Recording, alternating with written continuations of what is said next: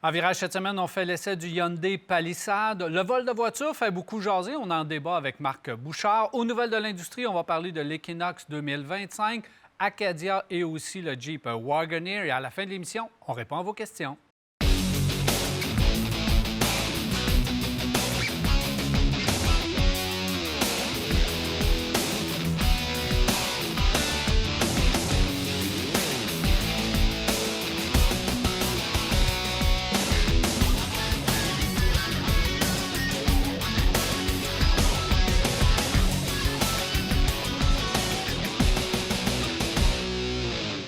Voilà, nous avons beaucoup de choses à vous présenter aujourd'hui à l'émission. Et sans plus tarder, je vous présente Marc Bouchard. Salut Marc. Salut Comment mon ça cher. va? Ça va très bien, toi. En forme? Oui. Bon, on a eu un beau salon de l'Auto de Montréal la semaine dernière, amélioré comparativement à l'année précédente. Il reste encore un peu de travail à faire. Oui, il y a des affaires qui, honnêtement, m'ont dérangé profondément. Là.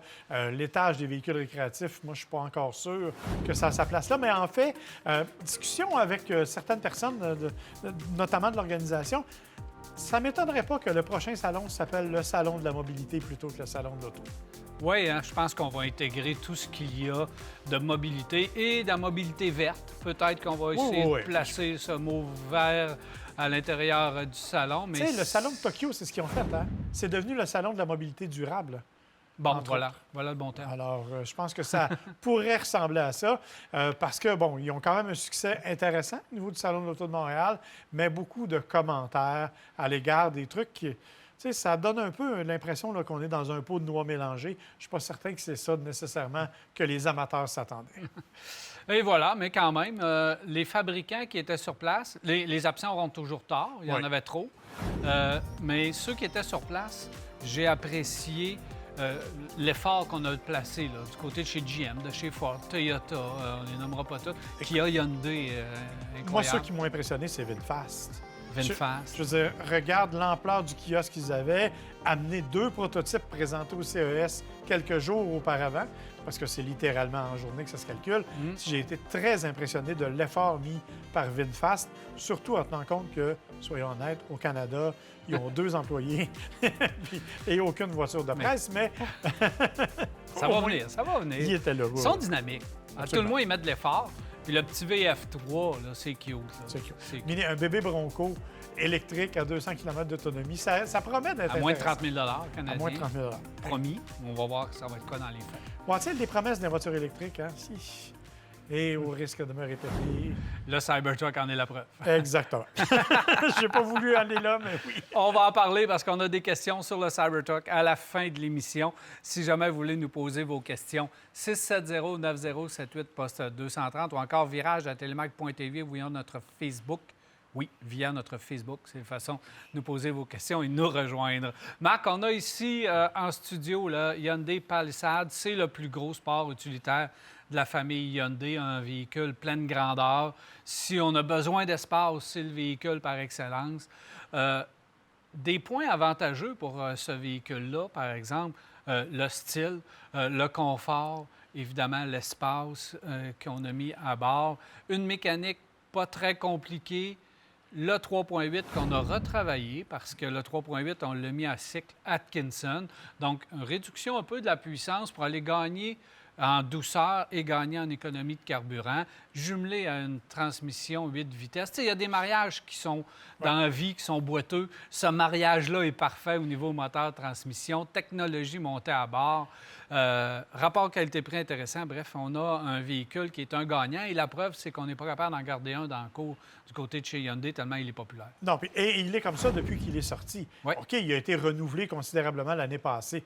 Considérablement. Bien, pour l'année 2023, comme on a ici. C'est ça, là. Je veux dire, il a été, on a refait un petit peu la partie avant, on a refait l'intérieur, on a surtout modifié l'insonorisation parce que sur les premières générations, il y avait des bruits de vent qui étaient un peu dérangeants. Là, oublie ça. C'est le calme absolu dans l'habitacle. Tu l'as dit, le moteur, écoute, c'est un V6 3.8, 291 chevaux. C'est largement assez pour les besoins. Capacité quand même de remorquage de 5000 livres avec une remorque freinée, cependant. Hein? Les Coréens ont tendance à négliger cette petite ajout-là. Donc, ça prend des freins sur la remorque, mais on est quand même capable de remorquer 5000 livres, ce qui en fait un vrai VUS. Là. Ce qui en fait donc un véhicule capable, effectivement, de travailler. Tu le dis, beaucoup d'espace à l'intérieur. Écoute, le coffre, 1297 litres. C'est énorme. Tu peux transporter pas mal de stock. Selon les configurations et les versions, tu peux aller jusqu'à 8 passagers, ce qui n'est pas négligeable non plus. Et tu as une tonne d'équipements parce qu'on le sait, chez Hyundai, on aime ça, en mettre beaucoup. Des affaires, bon, évidemment, un système d'infodivertissement qui est efficace, qui est facile, qui est ergonomique. L'intérieur de l'habitacle, on a bien pensé les choses, c'est bien fait. Et des affaires comme ce que moi, j'aime beaucoup, par exemple, les fameuses caméras, quand on actionne les clignotants, qui nous montrent l'image dans le tableau de bord. C'est vrai qu'un détecteur d'angle mort... C'est d'une clarté étonnante. C'est d'une grande clarté. Et alors que le détecteur d'angle mort va détecter les véhicules, la caméra va détecter les piétons, va détecter les vélos. Donc, pas mal plus sécuritaire et des deux côtés. C'est pas uniquement d'un seul côté comme d'autres compagnies l'ont déjà fait. Fait que ça, c'est intéressant. Si vous avez aussi des enfants, vous les amenez, ils sont à l'arrière, ils chicanent, vous avez même l'intercom qui est optionnel et vous pouvez leur parler avec la femme cam. Bref, on a vraiment misé beaucoup sur un intérieur convivial qui est vraiment fait pour être... C'est cliché, là, mais qui est une espèce de milieu de vie où vraiment, quand tu es là-dedans, tu as tout ce qu'il te faut, l'espace, le confort, la sécurité aussi, parce que c'est abondant. Et tu le dis, moteur super doux, rouage intégral H-Track, super bien adapté avec les modes de conduite et les modes de terrain que l'on peut sélectionner. Honnêtement, c'est un véhicule pour lequel il est difficile de trouver des défauts, sauf peut-être la consommation de carburant. Moi, je l'ai eu pendant une couple de semaines dans le temps des fêtes. Écoute, j'ai pas fait mieux que 11,3 litres au 100 en combiné. Ce qui est quand même assez élevé pour un véhicule de cette nature-là. Surtout que, soyons honnêtes, c'est pas dans le temps des fêtes qu'on a eu plus de neige, puis c'est pas là que je suis allé faire du hors-route non plus. Donc, ça a été un usage relativement conservateur. Et il n'y avait pas de moins 30 non plus, donc... Pas du tout. Donc, la consommation est peut-être un peu élevée, mais au-delà de ça, c'est un véhicule qui, effectivement, ne s'attire que des éloges, puis je pense qu'il y a de bonnes raisons à ça. Absolument. Puis ce que moi, j'ai apprécié, c'est la tenue de route du véhicule. Parce que tout est en place pour faire de la route. Si vous faites de la route avec ce véhicule-là, vous allez le faire en tout confort. Marc a parlé de l'insonorisation, tu as absolument raison. C'est amélioré, mais grandement amélioré. Et surtout, je dirais en accélération, parce que c'était là qu'on attendait le moteur et qu'on percevait un peu les vibrations du moteur. Là, on perçoit vraiment plus rien. Suspension multibras arrière qui fait un travail incroyable. Donc, la stabilité sur la route du véhicule est indéniable.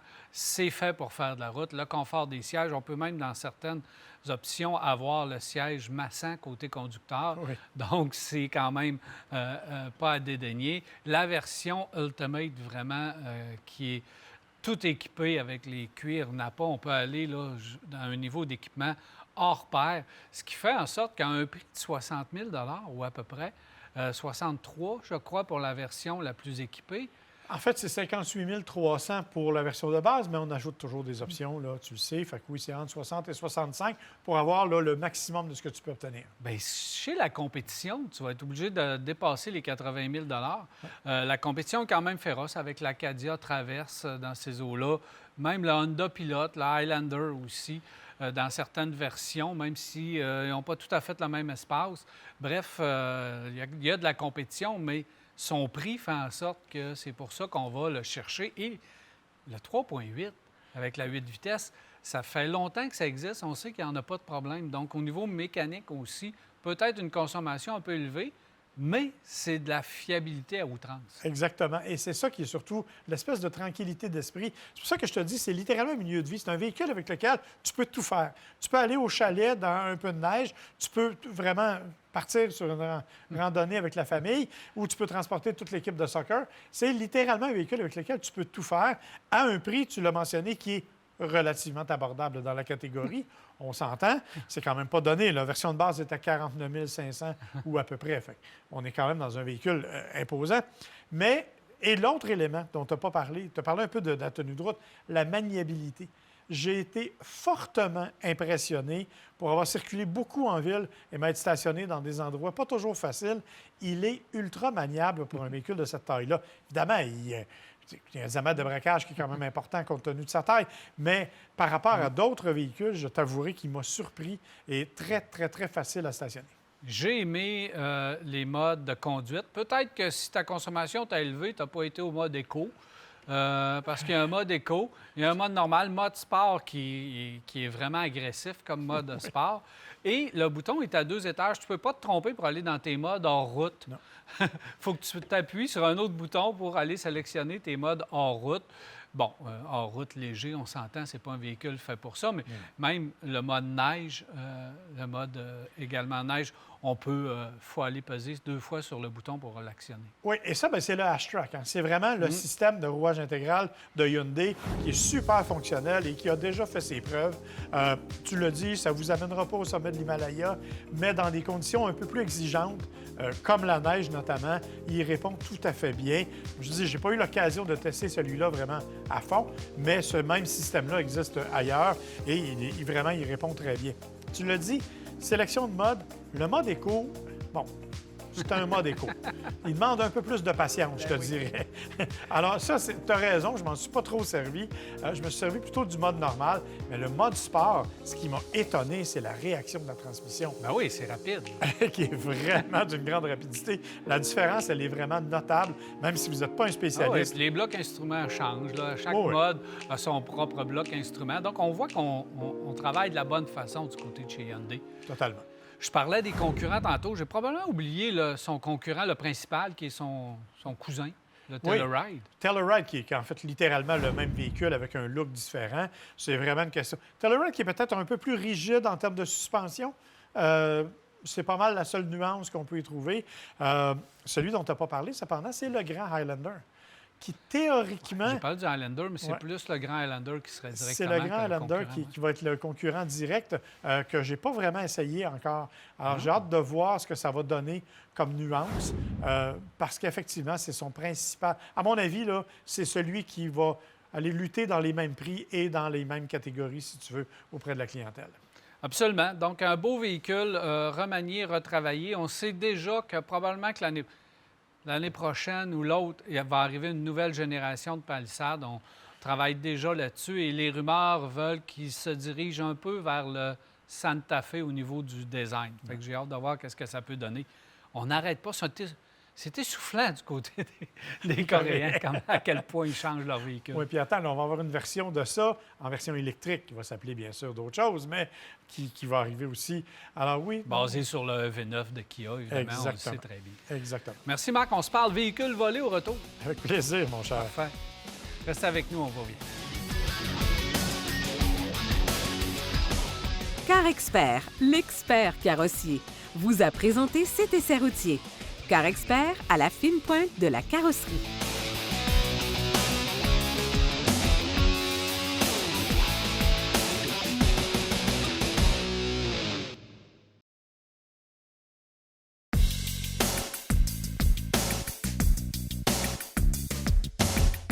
Voici de retour à Virage et le sujet de l'heure présentement, c'est les voitures volées. On sait que c'est en augmentation constante. Et Marc, il faut en parler parce que c'est dans notre domaine, parce que ça a toujours existé et ça va probablement toujours exister. Mais là, le gouvernement veut s'en mêler. Le gouvernement qui se mêle des voitures volées, ça peut donner des choses bizarres au bout de la ligne, parce que probablement, je ne sais pas, ils vont encore se décider de mettre une taxe quelconque sur les voitures les plus volées, ou je ne sais pas dans quelle direction qu'ils vont aller, mais c'est un sujet qui mérite qu'on s'y attarde un petit peu. Totalement. Et je t'avoue que je ne sais pas trop ce que le gouvernement peut faire pour limiter le phénomène, parce que, je veux dire, t'as beau, comme tu dis, mettre une taxe sur ce que tu voudras, ou... À part de multiplier les corps policiers un peu partout, il n'y a pas grand-chose que tu peux faire en termes de politique à proprement parler. Oui, il y a peut-être des stratégies nationales. On peut forcer l'industrie automobile à mettre encore plus de sécurité à bord du véhicule, mais il ne faut pas complexifier trop la chose. Il ne faut pas que ça soit... on ait 3, 4, 5 boutons à peser avant d'être capable de démarrer son véhicule, reconnaissance faciale, empreinte digitale. Il y a des affaires qui s'en viennent pour vrai, mais est-ce qu'il faut forcer l'industrie? Je ne sais pas. Puis la question, c'est est-ce qu'on s'en va pas plutôt dans l'aspect inverse? On veut plutôt simplifier l'accès aux véhicules pour les gens. Tu sais, la fameuse reconnaissance faciale, là, bien, elle se fait de l'extérieur. Donc, tu approches de ta voiture, la voiture te reconnaît puis elle se débarre, tu n'as rien à faire. Le défaut de ça, comme toutes les technologies d'ailleurs, et c'est Kaspersky, la firme qui a fait un antivirus, entre autres, assez connu, viennent de publier un sondage où, selon eux, plus de 70 des gens sont inquiets à l'égard des technologies qu'il y a dans leur véhicule pour deux raisons. Un, le vol de données. Deuxièmement, la sécurité de leur voiture. Parce que c'est de plus en plus facile, avec notamment les clés intelligente que tu laisses dans ta poche, bien, aller intercepter les ondes radio, c'est une affaire de presque rien. Ça coûte 500 $, tu achètes en ligne l'équipement et tu vas avoir un amplificateur de signal qui va te permettre de capter ce qui émane de la maison pour aller débarrer la voiture. J'en reviens pas, Marc. Moi, là, il y a 10-15 ans, je pensais qu'avec l'arrivée de l'électronique dans les véhicules, ça allait être presque impossible de voler les véhicules. C'est plus facile que jamais. C'est plus facile que jamais, justement, de la façon dont tu le dis. C'est très, très simple.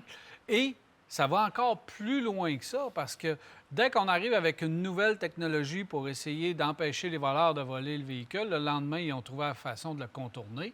Et là, ils vont encore plus loin, parce que tu as des compagnies comme Mercedes, c'est très difficile. Là, ils ont un système d'encodage qui est dur à déchiffrer pour eux autres.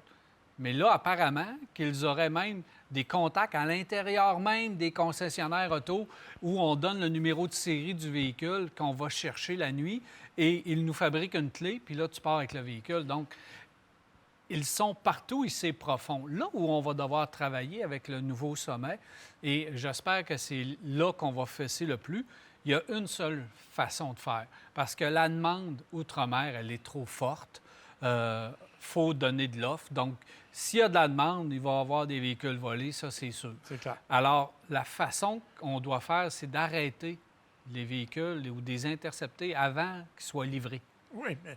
Il faut s'attaquer à la livraison des véhicules. Mais ça veut dire mettre le pied dans les différents ports. À Vancouver, à Montréal, on sait que c'est les principaux, et peut-être d'autres petits ports où ça part et c'est un peu moins contrôlé. Ça semble délicat de pouvoir gérer à l'intérieur de ces ports-là. Une fois que tu as passé clôture, il semble que c'est difficile d'y avoir accès et de pouvoir gérer. Il y a même des policiers. On savait que le véhicule, par un système de repérage GPS qui était dans le port, malheureusement, on ne peut rien faire. Alors, c'est peut-être à cet endroit-là qu'on doit légiférer pour donner plus de pouvoir aux instances pour être capable d'intercepter les véhicules. Tu as raison. En fait, c'est la seule façon de faire. Mais, tu l'as dit, ça ne sera pas facile. C'est quelque chose qui est difficile à gérer et c'est quelque chose qui va demander une logistique incroyable.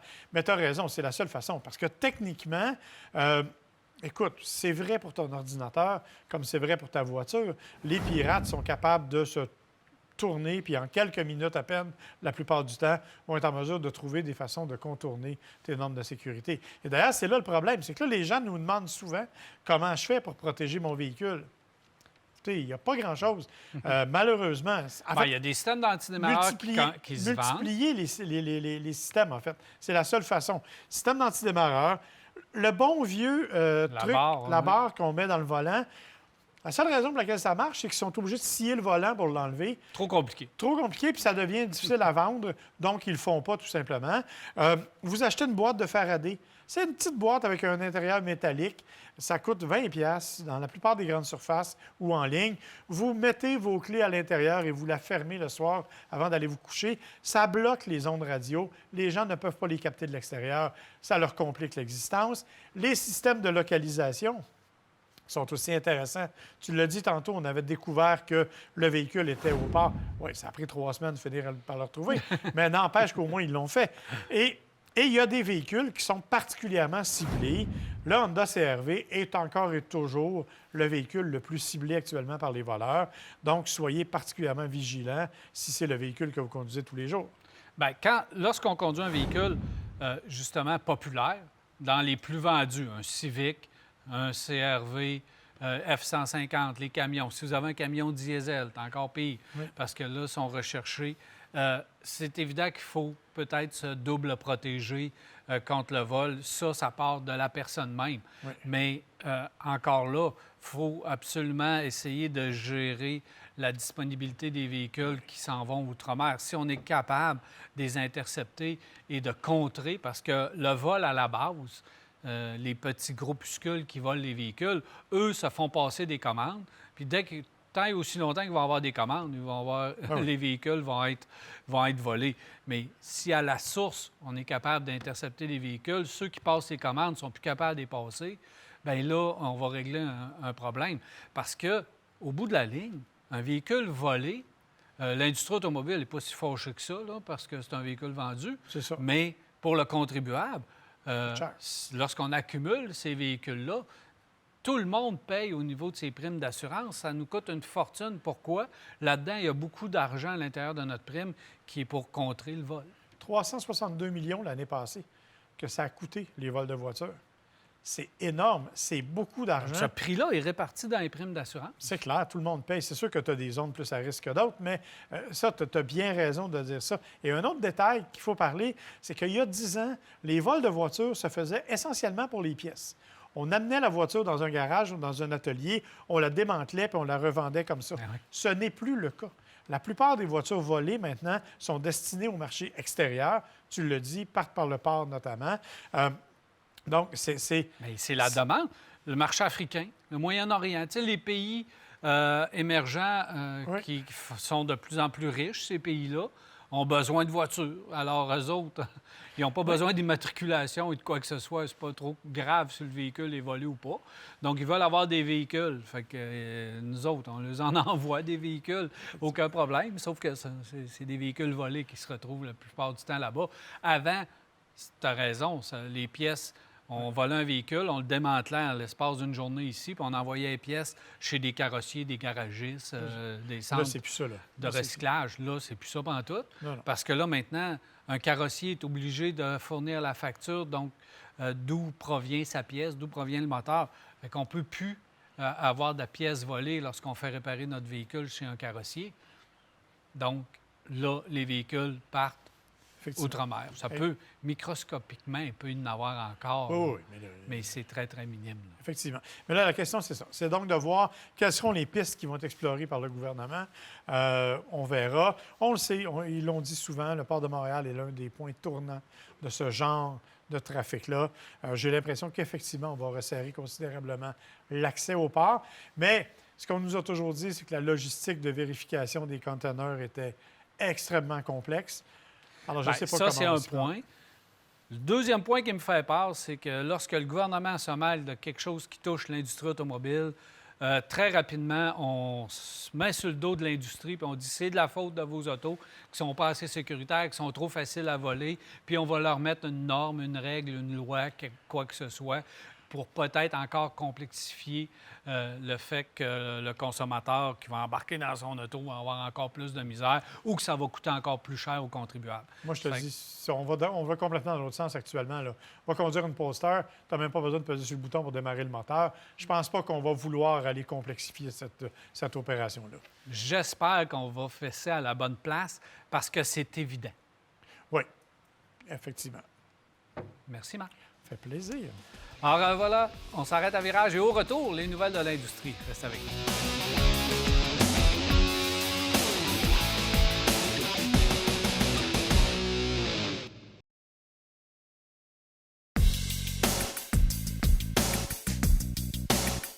Voici de retour et c'est le temps des nouvelles de l'industrie avec Marc Bouchard. Alors Marc, plusieurs nouvelles de l'industrie. Tu commences avec quoi? Je commence avec Chevrolet, qui nous a présenté cette semaine le nouvel Equinox 2025. Mais là, on va dire les choses tout de suite.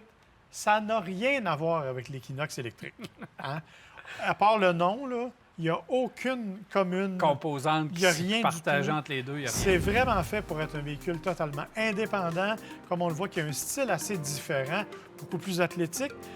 On est plus proche, en fait, je te dirais, Trailblazer, par Ouais, exemple. Quelque chose comme Trailblazer ça. au niveau du design, fort réussi, j'adore ça. Totalement, avec toutes sortes de trucs, entre autres la partie avant qui est beaucoup plus musclée, beaucoup plus athlétique, beaucoup plus carrée. On sait qu'à l'intérieur, on a vraiment changé les choses. On a 2 grands écrans qui vont abriter des nouveaux systèmes aussi d'infodivertissement. Bien sûr, compatibilité Android Auto, Apple CarPlay. Même si GM a dit que pour le moment, ils vont le conserver ça, mais dans une couple d'années, ils veulent l'abandonner pour avoir leur propre système. Alors, pour l'instant, on est encore là-dedans. Il y a plusieurs éléments. Il n'y a pas de grande surprise. 1.5 turbo sous le capot. Même motorisation. 175 chevaux, donc ça ne change absolument pas. CVT ou boîte automatique 8 vitesses, selon que l'on opte pour l'intégrale ou pour la traction. Capacité de remorquage, 1500 livres, ce qui est quand même intéressant pour un véhicule de cette taille-là.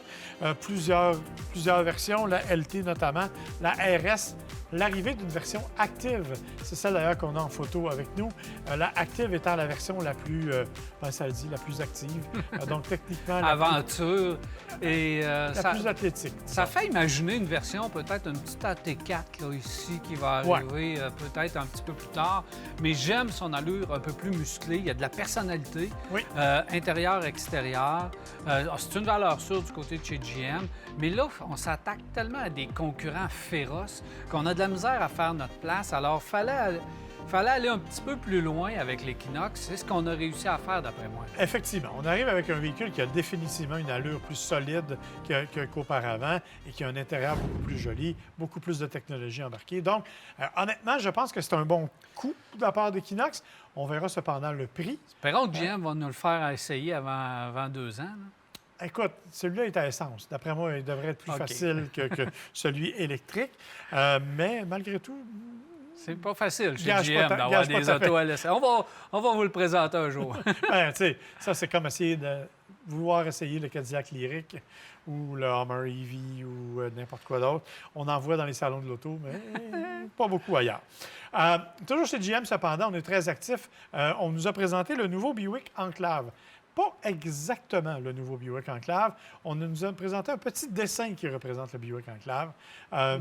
Écoute, on remarque le style tout à fait. D'ailleurs, au Salon de l'Auto de Montréal, il y avait le designer qui était là, qui était responsable de l'intérieur et de l'extérieur.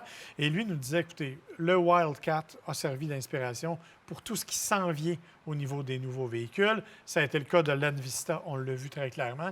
C'est encore le cas de ce véhicule-là. On le voit. C'est prometteur, pas à peu près. C'est vraiment beau comme partie avant. C'est magnifique. Le nouveau logo qui est bien intégré. Écoute, c'est beaucoup plus moderne, beaucoup moins conservateur, j'oserais dire, que l'ancienne génération.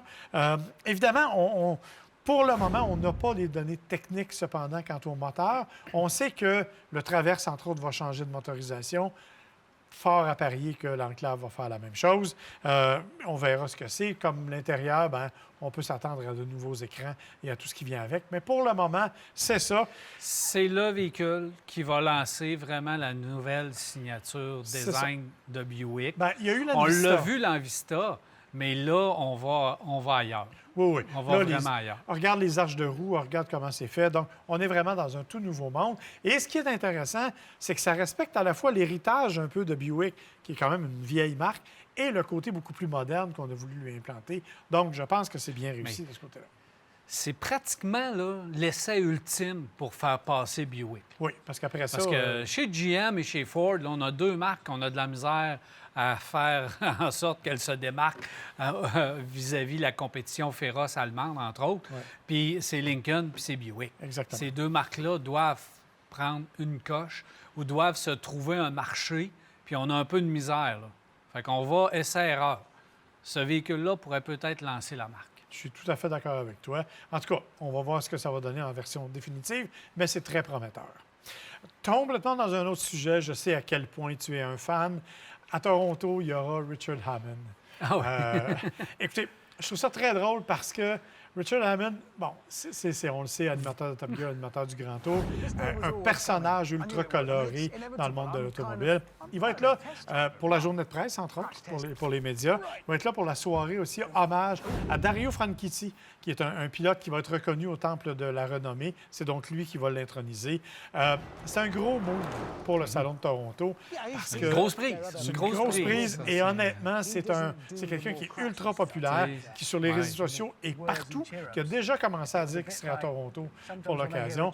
Alors, j'ai l'impression que ça va être un élément marketing super important pour le Salon de l'auto. C'est juste dommage que ce soit. Bien, peut-être que c'est la raison qu'on peut l'avoir ici au Canada, mais tu sais, c'est la fin du Grand. Tu sais, ils ont annoncé la fin du Oui. Grand Tour. Top Gear, évidemment, sont passés à d'autres choses. Alors, tu sais, l'émission n'est plus en cours, mais ça reste une vedette incroyable. Ça reste une vedette et il est extrêmement actif sur les réseaux sociaux avec Drive Tribe, entre autres, qui est un site là, qui a des millions de visiteurs tous les mois. Et écoute, il suffit qu'il fasse une publication sur les réseaux sociaux pour que ça s'envole. Bref, il va être à Toronto. Honnêtement, je vais être le premier à aller faire la file pour aller le voir parce que je suis, parce que je suis curieux de même. Toujours à Toronto, c'est là qu'on va annoncer le nom du gagnant de la voiture canadienne de l'année de la JAC. Voiture et les autres catégories. Mais on a annoncé les finalistes comme on le fait toujours, normalement, dans le temps du Salon de Montréal. C'est le cas cette fois-ci. Des finalistes quand même intéressants. Tu vois, au niveau des voitures canadiennes de l'année, Acura Integra Type S, Honda Accord et Toyota Prius. Honnêtement, il faut rappeler qu'au niveau nord-américain, c'est la Prius Prime qui a gagné comme voiture nord-américaine de l'année. Elle est aussi en Vote nomination. pour la Prius, là, tu te tromperas pas. Non, effectivement. Moi, je pense qu'on est là. Du côté des véhicules utilitaires de l'année, Genesis GV70, Mazda CX90 et Toyota Grand Highlander. Là aussi, CX90, la grosse nouveauté. nouveau moteur V6. Grand Highlander, mais- c'est un bon véhicule, mais c'est une version d'un véhicule existant. Moi, je pense que le CX90 a de bonnes chances. CX90 électrifié avec un moteur 600 lignes. C'est ça. Je pense qu'il y a des chances. Exactement. La voiture électrique de l'année, Genesis électrifié G80. Le Hyundai Ioniq 6 et la Toyota Prius Prime. Ben là, on va y aller sur la Prius Prime. À mon avis, on ne se trompera pas beaucoup, même si ma préférée, c'est la G80 électrifiée. Mon Dieu, j'ai été impressionné de ce véhicule-là. C'est incroyable. Et enfin, les véhicules utilitaires sport électriques de l'année, le Genesis GV70 électrifié. Alors, c'est 3 Genesis dans 4 catégories comme finalistes, quand même. La Hyundai Ioniq 5 et le Kia EV9.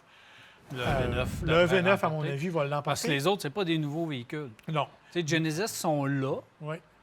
mais ils sont pas là avec des nouveautés. Là. Non. Tu sais, c'est Mais- moins récent que les autres. Mais je t'avoue que j'aurais quand même un faible pour la Ioniq 5, mais ça, c'est moi, évidemment. Oui, mais... Non, je suis c'est d'accord. ça. Je suis Le EV9, c'est le premier sport utilitaire pleine grandeur qu'on Ouais, peut ouais. dire électrifié. Alors, C'est ça. Non, effectivement. C'est le véhicule qui va gagner. Parlant de voitures électrifiées pleine grandeur, le Wagoneer S de Jeep qui a été dévoilé. Ça, évidemment, c'est la photo du prototype qu'on nous montre. Ça s'est Mais il dévoilé. est très près, le véhicule de production. Effectivement. Il s'est dévoilé par erreur. On n'a pas été capable de retrouver un format intelligent pour une belle photo. Quand même impressionnant de ce véhicule-là. Écoutez, 2 moteurs électriques, 600 chevaux théoriquement qui vont se retrouver sous le capot. Rien de moins. On dit que ça fait un 0-100 en 3,7 secondes. Ça commence à être vite pour un autobus scolaire. Oui, mais il va être plus petit un peu que le grand Wagoneer. Oui, effectivement, il va plus petit un peu. Mais il est ce qui est surtout intéressant, en fait, c'est que c'est le premier des véhicules qui va être fait sur la plateforme STLA, la grande plateforme STLA que Stellantis veut mettre de l'avant, des configurations 400 à 800 volts. Et on dit qu'on va présenter jusqu'à 8 véhicules électriques qui vont partager cette plateforme-là. Écoute, on dit qu'il y a des berlines qui vont pouvoir aller jusqu'à 800 km d'autonomie en utilisant cette plateforme-là. Évidemment, on s'entend pour dire que c'est pas fait encore et on attend toujours les premiers véhicules 100 électriques de Mais ce côté-là. Stellantis, là, Marc, ça va aller très rapidement. Quand Parce ils vont que là, débloquer, là? la plateforme globale qu'ils ont développée avec Peugeot, Citroën, Oui. qui, eux, sont déjà dans l'électrification, que ça va déjà très bien. Ça va bien au niveau du design également. Là, ils ont décidé d'y aller et d'ouvrir à toute la gamme Stellantis. Ça risque d'arriver très rapidement. Effectivement. Mais là, on va jeter un pavé dans la mare, qu'on appelle.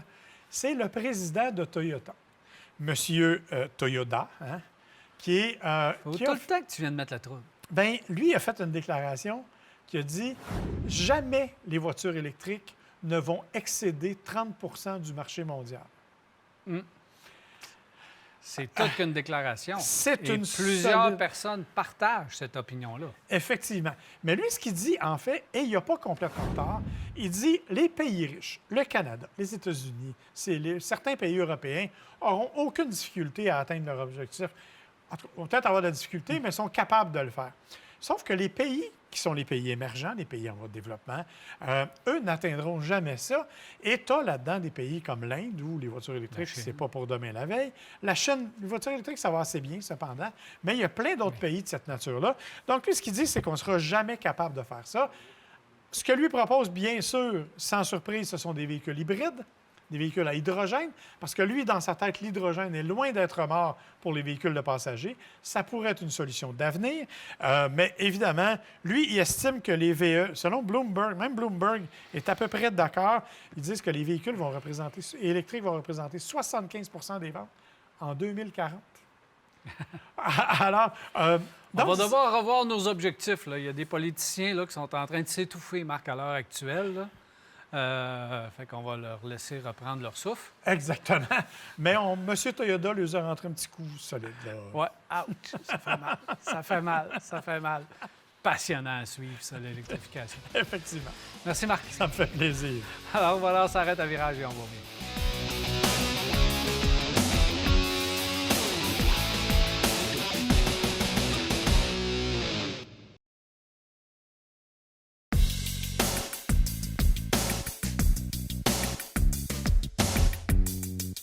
Voilà de retour, 670-9078, poste 230 ou encore virage à télémac.tv ou via notre Facebook pour nous poser vos questions et commentaires. On en a plusieurs, Marc. On va commencer tout de suite avec une question Facebook. Oui, exactement. C'est M. Denis d'Anjou, en fait, qui s'inquiète un peu de l'avenir des voitures électriques. Oh. Son point n'est pas complètement fou. Ce qu'il dit, en fait, c'est du côté américain, on a vu que les voitures électriques, les ventes de voitures électriques n'atteignent pas les sommets attendus, sont même en baisse. Du côté européen, aussi, on se tourne encore vers les moteurs à essence, les moteurs diesel. Il y a même des pays qui ont abandonné l'aide financière pour l'achat des véhicules électriques. Alors lui, ce qu'il dit, c'est qu'il va se passer quoi s'il y a juste le Canada qui veut insister autant sur les ventes de voitures électriques et pas embarquer dans ce qui semble être la nouvelle tendance de retourner vers l'essence et le diesel? Bon, écoutez, la réponse est assez simple. À mon avis, ça n'arrivera pas. Mais l'idée, en fait, je peux comprendre l'inquiétude parce qu'effectivement, aux États-Unis, on se retrouve avec des inventaires importants de voitures électriques. Nous sommes dans un marché d'offres et de demandes, Marc. Alors, c'est certain que si la demande de la voiture électrique diminue, on va augmenter l'offre de voitures à essence, diesel ou d'autres technologies. Et on est en recherche de technologies nouvelles. Présentement, l'automobile électrique, ça va bien, il va en avoir encore, mais on a atteint le maximum des nouveaux acheteurs, ceux qui voulaient aller goûter à la nouveauté de l'art. Et là, on va devoir aller chercher des gens qui en ont de besoin d'une voiture électrique et non seulement ceux qui veulent avoir une nouveauté du jour, la saveur du mois, comme on dit. Bon, bien ça, on l'a atteint. Ça fait on voit que là, les acheteurs, là, on a plus de misère à aller chercher des acheteurs de véhicules électriques. Il faut les convaincre. Fait que c'est plus difficile, alors qu'on développe d'autres choses du côté des moteurs diesel, les systèmes d'antipollution de plus en plus performants, de l'essence propre pour des voitures à essence. Effectivement. Fait que ça, c'est une autre affaire. L'hydrogène qui fait partie de ça. Donc, ces technologies-là vont se battre. Et qui va gagner au bout de la ligne? Bien là, ça, on va le savoir. Il va falloir attendre une dizaine d'années pour le savoir. Je pense que la voiture électrique va rester là, mais il va y avoir d'autres technologies qui vont venir aussi jouer avec ça. Maintenant, sa question là où elle est intéressante, Marc, c'est qu'est-ce qui va arriver avec nos normes? Parce que nous, les gouvernements mettent des normes zéro émission, puis avec des pénalités pour les fabricants sévères s'ils n'ont pas assez de véhicules zéro émission. Ce qu'il faut comprendre, c'est que la loi zéro émission, on peut la réviser à chaque année. Oui. Donc, peut-être que dans 2 ans, dans 3 ans, on va revoir la norme de 2035, de 2030. En 2020, là, on ne l'a pas atteint, là, le fameux objectif de 100 000 voitures. Ça n'a rien changé dans la vie de personne. Fait que, tu sais, tout ça étant relatif, c'est que le plus de voitures à essence en 2035, il va y avoir passé peut-être 3 autres gouvernements à la tête de la province avant même d'arriver là. Ça a le temps de changer beaucoup. Et il faut voir qu'on ne sera pas les seuls. Le Canada ne sera pas le seul pays dans ces conditions-là. Aux États-Unis, la Californie continue d'être là. Et quand vous allez en Europe, excusez, c'est pas vrai que la Norvège va changer son fusil d'épaule. Ils sont déjà très avancés. Donc, il y aura toujours un certain marché pour les voitures électriques. Donc, Monsieur Danjou, il n'y a pas d'inquiétude. Vous allez quand même avoir des voitures électriques. Il y a d'autres types de voitures. On verra cependant quelle sera la technologie retenue. Mais continuez de nous écouter parce que c'est un sujet passionnant. Puis je peux vous dire qu'on n'a pas fini d'en parler, de ce fameux débat technologique de la voiture. Chevrolet Trax 2024, un véhicule pour une étudiante, au moins 6 ans. Le 1,2 litres 3 cylindres est ma crainte, mais j'ai aussi vu un Buick Envista au même prix. Autrement dit, c'est quoi ça, le Buick Envista? C'est la version Buick du Trax. Exactement. Au même prix, je suis étonné, cependant, parce que l'Envista est quand même un peu plus luxueux que le Trax l'est. Moi, le Trax, ça a été ma petite découverte. Trax RS. OK. Voilà, on est allé chercher. Donc, on a le Trax RX contre le Envista de base. Ouais. Écoutez, pour moi, le Trax, c'est le véhicule cette année qu'on a le mieux réussi du côté de chez GM. C'est une évolution incroyable. C'est un bon véhicule. C'est vrai que le 1.2, à terme, peut-être un petit peu de crainte, mais en même temps, pas tant que ça. Ouais. Parce que jusqu'à maintenant, C'est pas un nouveau moteur. Il était dans encore GX. Et il est dans le Trailblazer et il est bon. On aurait aimé le 1.3, c'est vrai. Oui. Mais bon, le 1.2 fait le travail. Puis honnêtement, je vous le dis, moi, c'est un véhicule que j'ai beaucoup aimé. Pour le prix, là, difficile de trouver quelque chose de comparable. Ben oui, l'espace, le prix, le rendement. La transmission 6 vitesses, enfin, au lieu d'une CVT. Wow, ça, j'applaudis. L'espace intérieur, le look, juste le look. Pour une fois, on a un beau petit VUS au lieu d'avoir quelque chose qui a l'air d'une boîte à beurre. Pour un prix intéressant. Oui. Moi, je m'attends peut-être à 1,3 litres dans une version all-wheel drive à un moment donné. Ouf. Là, on va venir jouer dans le Trailblazer, mais en tout cas, C'est ça. on peut peut-être rêver. Là. Nous, on n'en fabrique pas, on suggère. Jeep Gladiator, savez-vous s'il y a des problèmes avec ce véhicule-là? C'est pour un long terme. Peut-être un 4XA, mais je pense pas qu'il existe. Il n'y a pas de 4XA dans le... Non, le Gladiator n'est pas encore 4XA. Il va l'être, mais ne l'est pas encore. C'est un véhicule, écoutez, c'est un Jeep, là, avec tout ce que ça veut dire du côté de chez Jeep. Pas de trouble, fiable. Oui, un peu rough, c'est barres. On s'entend. Comme c'est pas une toujours... surprise. Non, comme c'est toujours le cas chez Mais Jeep. tellement cute. Moi, c'est le prix. Oui. Quand il est un peu cher. Mais pour le reste, c'est tout un véhicule. Ah oui. Puis, je peux vous dire, là, pour l'avoir essayé dans des conditions pas faciles, ça passe pas mal n'importe où, un Gladiator. 98 reste sur mais les routes conventionnelles, mais en tout cas. C'est le fun de pouvoir te dire que tu peux le faire. Une facile. Joanne veut un Kia Seltos pour 7-8 ans. Ben oui. Oui. Seltos, moi, je l'aime bien. Un peu bruyant, à mon goût. C'est le seul défaut que je peux lui trouver. Un véhicule qui n'a pas nécessairement... Vous savez, moi, je préfère le Niro du point de vue douceur de roulement. Le Seltos est un petit peu plus utilitaire, là, si on peut dire ça comme ça. Mais oui, 7-8 ans. Monsieur Thibault, Mercedes GLC 2020, 86 000 km ou un BMW X1 2021, 70 000 km, lequel on choisit, c'est le GLC pour moi, sans aucun problème. Tout à fait. Ne serait-ce qu'en question d'espace. Hein? Vous allez avoir un véhicule vous allez avoir beaucoup plus de véhicules pour le même prix. Bien sûr, vous le savez, les Allemands, entretien coûteux un peu parfois. Assurez-vous qu'il a été bien entretenu. Mais oui, moi aussi, c'est le GLC. Quelle voiture électrique vous choisissez entre la Tesla Model 3 et la i4 de BMW? Écoutez, moi, j'aime la i4 d'un amour profond. Je trouve que c'est un véhicule qui est agréable à conduire. C'est un véhicule qui est plus dynamique. Je m'excuse, je n'ai pas encore surmonté mes mauvaises pensées à l'égard de Tesla. Je suis désolé, je ne peux pas recommander ce véhicule-là. Même si la nouvelle Model 3 est vraiment mieux réussie, là, il faut le dire. Ouais. Là. Ils ont fait un bon travail. Mais le problème chez Tesla, ce n'est pas la voiture. C'est tout ce qu'il y a autour qui me dérange. Fait que j'ai de la misère à recommander cette compagnie-là, même si les véhicules, eux, ont le mérite technologique d'être excellent. Bien, si vous voulez un environnement différent, c'est la Model 3. Si vous voulez un environnement qui a l'air vraiment d'un véhicule de luxe, plus traditionnel, c'est la i4. Moi aussi, j'y vais du côté de la i4. Gilles, savez-vous si la nouvelle MX5 arrivera avec un moteur rotatif central? Je rêve à un type de véhicule comme une petite Carrera GT. Tu te souviens des Porsche Carrera GT? C'était vraiment cute, ça. Fait que ça, c'est rêvé en couleur un peu. Oui, là, on rêve pas mal. D'abord parce qu'on nous a dit que la prochaine MX5 devrait être électrique. Hein? Première des choses. En partant, ça limite un peu. Deuxièmement, pour faire ça, ça voudrait dire qu'on refait totalement la structure de la MX5.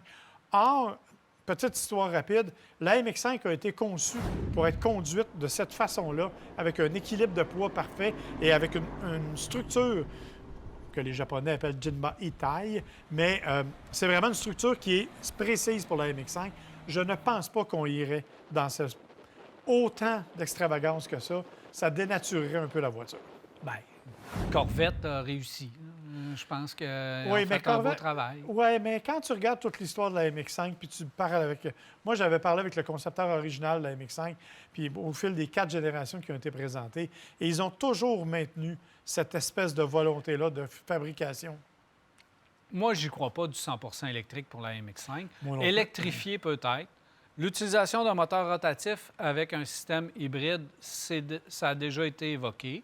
Bien, donc, comme peut-être qu'on peut penser à ce genre de truc. Comme la MX-30 en Europe. Oui. C'est ce qui se passe avec la MX-30 en Europe actuellement. Ça pourrait être une option. Mais moteur central? On me dit à l'oreille qu'il faudrait que tu répètes la structure en japonais. Jinba Itai. Jinba Itai. Ça veut dire quand le cavalier fait corps avec sa monture. Bon, pourquoi pas? Pourquoi on ne peut pas commander encore le Cybertruck au Canada? On en voit un peu partout, mais sur le site de Tesla, on ne peut que le précommander encore. Écoutez, parce qu'on n'est pas prêt à fournir de cette masse-là de véhicules. Fournir le marché américain un peu. C'est ça. On va essayer de vider un peu ce qu'on nous a dit qui était la liste d'attente. J'ai failli faire un commentaire pas gentil en disant « Pourquoi voudrait-on commander un Cybertruck au Canada? » Mais... C'était une surprise au Salon de Montréal, par contre, de l'avoir sur place en vrai. Absolument. Puis honnêtement, non, je le trouve pas beau. C'est polarisant. Mais... Ça attire l'attention. Exactement. Il y a des gens qui adorent, il y a des gens qui n'aiment pas. Les mauvais angles vont me rappeler que j'ai déjà conduit un Aztec. Mais c'est quand même un véhicule qui est intéressant du point de vue de tout ce qui amène comme nouveauté. Mais non, je pense que c'est strictement une question de production pour la raison pour laquelle on ne peut pas le commander encore. Ça va faire jaser comme ça, pas de bon sens. C'est sûr que lorsqu'on va en voir quelques-uns, est-ce que ça va être durable comme modèle? C'est-à-dire, déjà là, il y en a que t'aimes pas, plus que t'aimes pas qu'il y en a qu'on aime, mais ceux qui vont en avoir dans votre quartier, ça va faire jaser. Ça, c'est certain. Alors, ça va être, d'après moi, là, dans un mois ou deux, je suis persuadé qu'on va pouvoir le commander ici et avoir les prix en version canadienne, surtout. Là. Donc 800$ pour l'essuie-glace qui mesure 6 pieds de long. Non, mais... T'es donc bien de mauvaise foi, Marc Bouchard. Oh mon Dieu, oui. Je te laisse là-dessus. Merci. Pas de problème.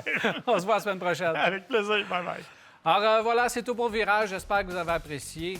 On se revoit la semaine prochaine pour un autre Virage. Bonne semaine. Cette émission vous a été présentée par les Centres d'inspection technique CAA Québec.